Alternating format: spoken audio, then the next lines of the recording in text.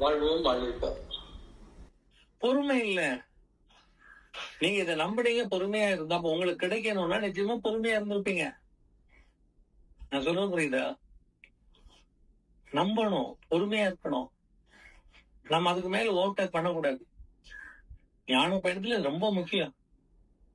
இது மட்டும் இல்ல, இன்னொரு நிகழ்வு அதுலயே நடந்தது. அப்போ டெய்லி இந்த நெருப்பு போட்டு போட்டு அந்த யாகம் முடிஞ்ச பிறகு பாத்தீங்கன்னா, எங்க வீட்டினுடைய நடு கூடத்துல ஏற்கனவே சொல்லியிருப்பேன்னு நினைக்கிறேன். நடு கூட வந்து அப்படியே அந்த செவர் வந்து தரை இருக்கு இல்லையா, சிமெண்ட் தரை, அது அப்படியே உயர்ந்து அப்படி ஒரு பபிள் வந்த மாதிரி ஒரு 1 அடி உயரத்திற்கு அப்படியே ஒரு பபிள் மாதிரி அந்த தரை உயர்ந்துச்சு. காலையில முழிக்கும் போது பார்த்தா தரை உயர்ந்திருக்கு. எங்க அம்மா பார்த்துட்டு என்ன வந்து கூப்பிட்டாங்க, என்னடா இப்படி தரை உயர்ந்து இருக்குதுன்னு. பார்த்தோம். என்னன்னா அது முடிக்கும் போது புதையல் கிடைக்கணும். எப்பவுமே அந்த மாதிரி யாகங்கள் பண்ணா நம்ம என்ன கேட்கிறோமோ அது கிடைக்கும். அவ என்கிட்ட ஒரு சித்தர் கேட்டாரு, என்ன வேணும்னு. என்ன கொடுப்பீங்க கொடுங்கன்ட்ட. சரி உனக்கு புதையல் கிடைக்குன்னு சொல்லிட்டு மறைஞ்சிட்டார்.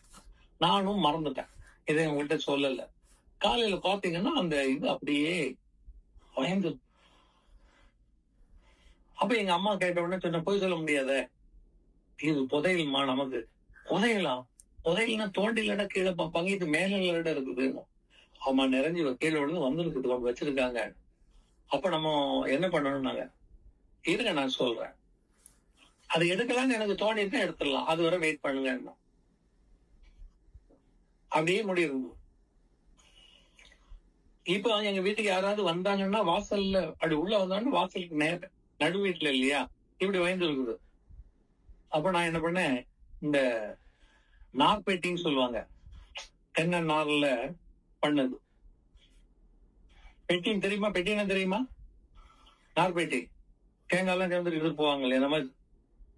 அந்த நார்பேட்டி வீட்டுல இருந்தாத எடுத்து மூடி போடுங்கம்மா, யாராவது பாத்திரக்கூடாது. ரெண்டாவது ரொம்ப முக்கியம், வீட்டுக்கு வரக்கூடியவங்க யாராவது வந்தாங்கன்னா இது கெட்டு போயிடும். அதுல வீட்டுக்குள்ள யாரையும் விடாதீங்க. அது வீட்டுக்கு தூரமா ஆகக்கூடியவங்க, அவங்க நிழலோ அந்த வயதோ படக்கூடாது, மூடுவீங்கன்னு சொல்லி அதுல கதவை மூடி வச்சிருங்க. வெளியில இருந்து யாரும் வர்றதுக்கு அலோவ் பண்ணாதீங்க. சரின்னு சொல்லி மூடி வச்சுட்டாங்க. நானும் ஸ்கூல் போயிட்டேன். பாத்தீங்கன்னா மாலையில வாரேன், வந்து பெட்டி எடுத்து பார்த்தா அப்படியே பிளந்துரு. எது அத புதையல் மாதிரி பெருசா இருந்தது இல்லையா, அப்படி லேசா வெடிப்பு விழுந்திருக்குது. எங்க இருக்குதுன்னா அது இருந்த இடத்த விட்டு 1 அடி தாண்டி, முன்னாடி தாண்டி அப்படி மூவ் ஆயிருக்கு. இந்த இடத்துல இருக்குதுன்னா இங்க இருந்து ஒரு 1 feet வாசலை நோக்கி தள்ளிட்டு, இங்க நான் தரையா தான் இருக்குது, அங்க தள்ளி இந்த இது அப்படி ஒரு ஆமை மாதிரி அப்படி பெருசா இருக்கு. அதுக்கு மேல அப்படி ஒரு கீரல் விழுந்துருக்கு. எங்க அம்மாட்ட காட்டினேன், என்னங்க தள்ளி போயிருக்குது, கீரல் விழுந்திருக்குங்க. எங்க அம்மா அப்பதான் கவனிக்கிறாங்க. உடனே அந்த பெட்டியை எடுத்துட்டோம். யாராவது வந்தாங்களா அம்மான்னு? இல்லையடா, யாரும் வரல. இல்லையே, இது யாராவது வீட்டுக்காகலாம் மறுபடியும் வந்திருந்தா தான் இந்த மாதிரி நடக்கும். அப்பதான் யோசிச்சோனாங்க, எங்க பக்கத்து வீட்டுல ராசம்னு சொல்லிட்டு ஒரு அக்கா இருக்காங்க. அது ஏதோ இப்போ ஏதோ வாங்குறதுக்கா எங்க வீட்டுல எங்க அம்மாட்ட சமையல் ஐட்டங்கள் ஏதோ வாங்குறதுக்காக வீட்டுக்குள்ள வந்துருது. பக்கத்து வீட்டு போனோம் இல்லையா, அது எப்ப வரும், கதவை திறந்துட்டு உள்ள வந்துருச்சு. அது வந்து அப்போ குளிக்காம இருக்கு, மென்சஸ் டைம். எங்க அம்மா அதை பெருசா பாக்கல, விட்டாங்க, வாங்கிட்டு அது போயிடுச்சு. இப்ப நான் சொன்னேன், அக்கா வந்து வீட்டுக்கு தூரமா இருக்கும், அதனால இப்படி ஆயிருக்குது, என்னடா பண்றது. அவ்வளவுதான், என்ன கை வைக்க முடியாது, கீழே விழுந்துச்சு. அப்போ பொறுமையா இருங்க பாப்பணும். 3 நாள்ல அப்படியே மூவ் பண்ணி வாசல் வர, நடுவாசல் வர வந்து காணும், சுத்தமா காணும். ஒரு தரையில இருந்து வந்தது அப்படின்னா அந்த தரையில வெடிப்புலாம் இருக்கு, ஒண்ணுமே இல்ல. அதான் நான் சொல்ல வரேன். சாதாரண தரையா தான் இருக்குது. அப்படி மூவ் பண்ணி அந்த வாசல் வர வந்த உடனே அங்கேயும் கணம் கரெக்டா தான் இருக்கும். இப்ப வீட்டுல இப்படி ஒரு மேடு இருந்த மாதிரியே தெரியாது. சாதாரண தரையா தான் இருக்குது. பயங்கர ஆச்சரியம் எங்க அப்பாவுக்கும் அம்மாவுக்கும். பட் இதை பிலீவ் பண்ணிட்டாங்கணும். இப்ப அவங்களுக்கு என்ன, இது ஒரு பெரிய இழப்பாயிடுச்சு. ஒரே இல்லையா, ஏதாவது என்ன கிடைக்கும் என்ன இருக்குன்னு பாக்கலாம்னு ஒரு ஆசை தானே இல்லையா? இப்ப அது மூவ் ஆயிடுச்சு.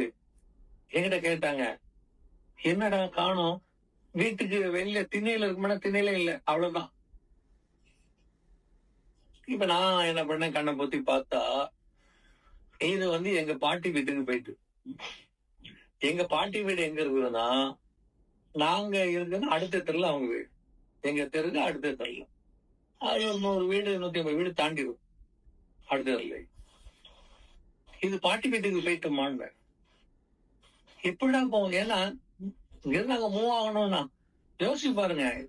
இதெல்லாம் இம்பாசிபிள், சாதாரண விஷயங்கள் அல்ல. அதுக்குதான் சொல்ல வர, எல்லாமே இயல்பாக நடக்குங்கிறது அல்ல. அதிசயங்கள்ல நம்ம புதஞ்சு இருக்கிறோம், அது தெரியல நமக்கு இல்லையா? ஏசு வீட்டுல கல்யாணம் நடக்குது, எல்லாருக்குமே ராஜ ரசம் கொடுக்குறாங்க, பத்தல்ல முடிஞ்சு போச்சு. இப்ப ரசம் வேணும், ஜூஸ் வேணும், இல்ல மத்தவங்க எல்லாம் கொடுக்கறது எங்க போது ஏசுனுடைய அம்மா என்ன கேக்குறாங்க, பையன் சொல்றாங்க, இல்லடா தீந்து போச்சுன்னு சொல்றாங்கடா. நான் கொடுக்குறேம்மாங்கிற ஒரு அண்டா நிறைய தண்ணியை கொண்டு வச்சு அந்த கையை அப்படி அது உள்ள விட்டு புதுசா மாத்தினதாக வரலாறு. பாசிபிள். அப்ப அவற்றை மட்டும் இல்ல, எல்லாத்துட்டும் இருக்கு. ஏன்னா அந்த உடம்புங்கிறது நமக்கு இறை கொடுத்த சொத்து தானே. நாம இதை எப்படி பாதிக்கிறோம், எப்படி பயன்படுத்துவோங்கிறத பொறுத்து இருக்கும் இல்லையா?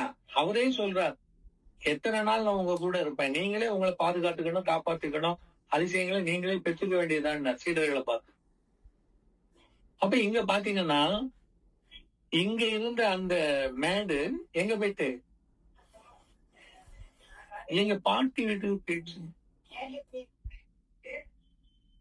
எங்க அம்மா கேட்டாங்க, எப்படிடா பாட்டி எடுப்போம், போயிடுச்சுமா, அவங்களும் கிடைக்கணும்னு இருக்கும், கிடைச்சிட்டு போட்டுமே.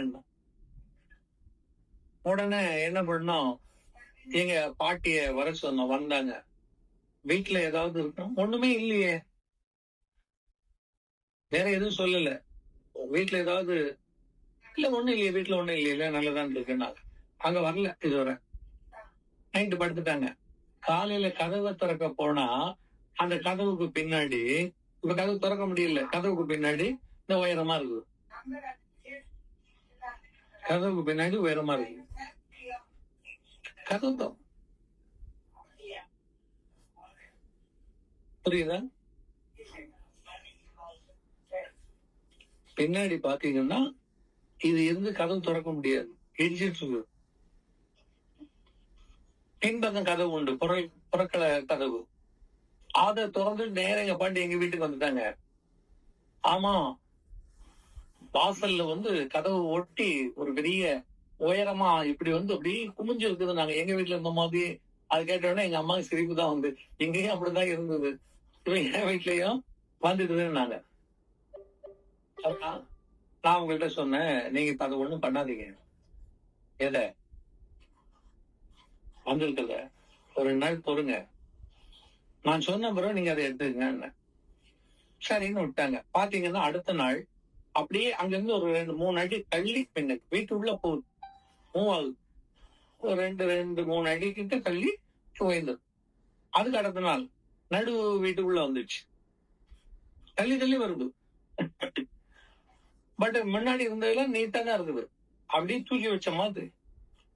எங்க சித்தி அம்மாவுக்கு தங்கச்சி, அந்த அம்மையாருக்கு கொஞ்சம் ஆசை கூடுதல். அவங்க என்ன பண்ணிட்டாங்க, எங்க பாட்டிட்ட புதையல் அப்ப நம்ம தோண்டி எடுக்க வேண்டியது தானே. எங்க பாட்டி சொல்லிருக்காங்க, அவன் சொல்லியிருக்கான் இவ எடுக்க கூடாதுன்னு, நான் சொன்ன பிறகு தான் எடுக்கணும்ட்டு. உடனே இந்த அம்மாவுக்கு மூளை பயங்கரமா வேலை பார்த்துட்டு, அவன் சொன்ன பிறகு அவனையும் கூப்பிட்டு காட்டி நம்ம எடுக்கிறதுக்கா, எனக்கு வேணும்னு வாங்கிட்டு போயிட போறான். எப்படி போகுது பாருங்க. இப்ப நான் போய் நின்னா எனக்கு கொடுங்க நான் சொல்லி நான் கேட்குவேன்னு சொல்லி நம்ம அதுக்குள்ள எடுத்துக்கலாம். நம்ம வீட்டுக்கு தானே வந்திருக்குது. அவங்களுக்குன்னு அவங்க வீட்டுல கிடைச்சிருக்குமே. புரியுதா உங்களுக்கு மனிதனுடைய மனோநிலை எப்படி போகுதுன்னு? அவங்க வீட்டுக்கு கிடைச்சிருக்குமே, இங்கேயே வரணும். எங்க பாட்டியை குழப்பிட்டு நீங்க என்ன பண்றீங்க? இன்னைக்கு நம்ம அது வெடிக்குதான்னு பார்ப்போம். வெடிக்கலைன்னா நம்மளே உடைச்சிருவோம். பாட்டியும் பார்த்தாங்க, இது சொன்னா கேட்காது, சரி செய்திருவான்ட்டாங்க. ஆனா என்ன பண்ணிட்டாங்க, அழகா கொண்டு வந்து ஒரு கத்தி எடுத்துட்டு வந்து அந்த அம்மா அவ கையை அறுத்து, ஏன்னா ரத்தம் விடணுமா, பலி கொடுக்கணும்னு சொல்லிட்டு இவங்களே பிளானிங் என்ன பண்ணாங்க, கையில லேசா அந்த விரல அறுத்து அந்த ரத்தத்தை அதுல விட்டுட்டு அப்புறம் ஒரு இரும்பு கம்பி வச்சு குத்தி அதை உடைச்சிட்டாங்க. படையிருந்து வெடிச்சிச்சு. பார்த்தா ஒண்ணுமே இல்ல. அப்படியே ஏர் பபிள் மாதிரி செவரு தான் உடைஞ்சது உண்டே தவிர, தர உடைஞ்சதே தவிர உள்ள ஒண்ணுமே இல்ல. செம்ம கடுப்பாயிட்டாங்க. எங்க பாட்டியை பிடிச்சி திட்டி இருக்காங்க. ஒண்ணு இல்ல, வெறுதுதான் இருக்குது. இதுல புதையல் இருக்குன்னு உன்கிட்ட போய் சொல்லிட்டான், போய் சொல்லிட்டு வரணும். இந்த அம்மா எங்க அம்மாட்ட வந்து பாட்டி சொல்றாங்க. அப்ப நானும் இருந்தேன் வீட்டுல.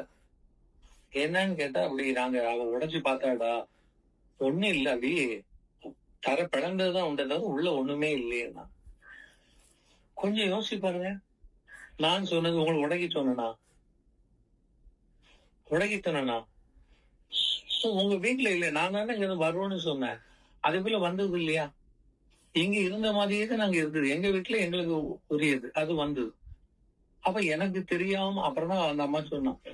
பாட்டி சொல்றாங்க, அவ என்ன நினைச்சிட்டா, நீனு வந்து நின்னா பங்கு கேட்பேன்னு சொல்லி உனக்கு தராம எடுக்கிறதுக்காக உடைச்சிட்டாடா. எண்ணங்களை பாருங்க. நமக்கு கிடைக்கக்கூடிய நல்ல விஷயங்கள் கூட இந்த மாதிரி தவறான சிந்தனைகள் உடைச்சிடும். நிறைய பேருக்கு அது தெரியாது. உங்களுக்குரிய பாக்கியம் இருக்கும், உங்க எண்ணம் தப்புனா மாறிடும். அதனாலதான் நல்ல சிந்தனை வேணும், தப்பா நினைக்காதீங்க, அடுத்தவங்களை கெடுப்பது நினைக்காதீங்கன்னு சொல்ல காரணம் வந்து நம்ம பலனை நம்ம அனுபவிக்க முடியாமல் நிறைய இழப்புகள்லாம் அப்படி இருக்குது.